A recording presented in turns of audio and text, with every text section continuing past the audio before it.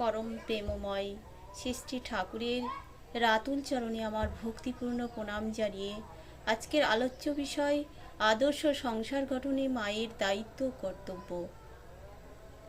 শ্রী ঠাকুর একটা সংসারের 90% দায়িত্ব দিলেন মায়ের উপর।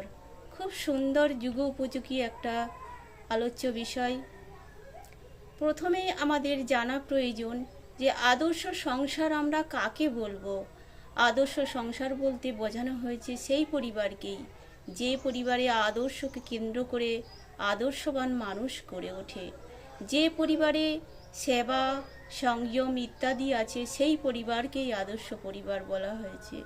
এবার প্রশ্ন হয় যে আদর্শ মানুষ আমরা কাকে বলবো। যে আদর্শকে কেন্দ্র করে যে আদর্শ মানুষ গড়ে ওঠে সেই মানুষই আদর্শ পরিবার সমাজ ও রাষ্ট্র গঠন করতে পারে। তাহলে এখন প্রশ্ন হয় যে আদর্শ সন্তান আমরা কোথা থেকে পাবো, আদর্শ মানুষ আমরা কোথা থেকে পাবো। আদর্শ সন্তান পেতে গেলে আদর্শ মানুষ গড়তে গেলে একজন আদর্শ নারীর প্রয়োজন। আর সেই আদর্শ নারী একজন আদর্শকে কেন্দ্র করেই যদি জীবন পথে চলতে অভ্যস্ত হয় তবে সে একজন আদর্শ ও সুসন্তানের জননী হতে পারে।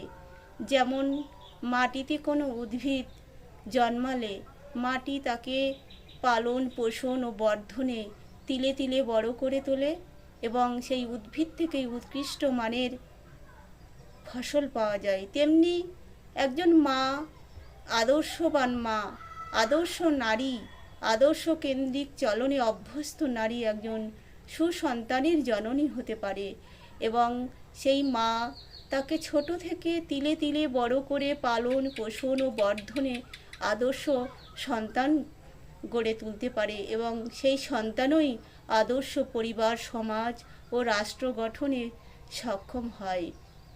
শ্রী ঠাকুর মেয়েদেরকে বললেন, নারীনীতি গ্রন্থে তার অমৃত নারীনীতি গ্রন্থে বললেন, মেয়ে আমার, জননী আমার, তোমার চলা তোমার বলা তোমার চিন্তা যেন পুরুষ জনসাধারণের ভিতর এমন একটা ভাবের সৃষ্টি করে যাতে তারা অবনত মস্তকে নত জানু হয়ে সসম্ভ্রমে ভক্তি গদগদ কণ্ঠে বলে ওঠে, মা আমার, জননী আমার বলে মুগ্ধ হয়, বুদ্ধ হয়, তৃপ্ত হয়, কৃতার্থ হয়।